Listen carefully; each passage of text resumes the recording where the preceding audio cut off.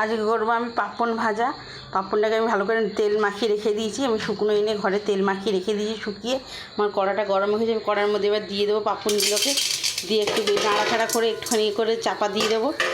চাপা দিয়ে দিলাম, এক্ষুনি এগুলো হয়ে যাবে। এগুলো চা দিয়ে খেতে খুব ভালো লাগবে পাপন ভাজাগুলো। এগুলো ফটফট করে ফাটছে।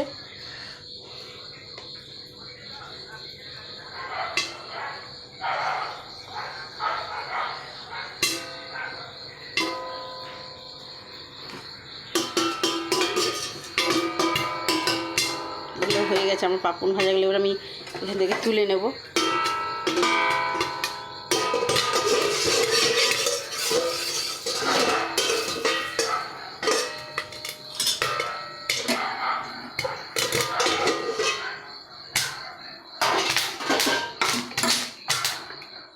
এগুলো হয়ে গেছে, আমি এবার এগুলো তুলে নেব। যেখান দিয়ে আমি পাপনটা একটু লঙ্কার গুঁড়ো, একটু হালকা বিট নুন, একটু ধনেপাতা, একটু কাঁচা লঙ্কা দিয়ে দিয়েছি। আপনারা যেখান দিয়ে দিচ্ছি আমার পাপন ভাজাগুলো আপনাদের ভালো লাগলে শেয়ার করবেন, কমেন্ট করবেন, লাইক করবেন, সাবস্ক্রাইব করবেন, তাহলে খুব ভালো লাগবে।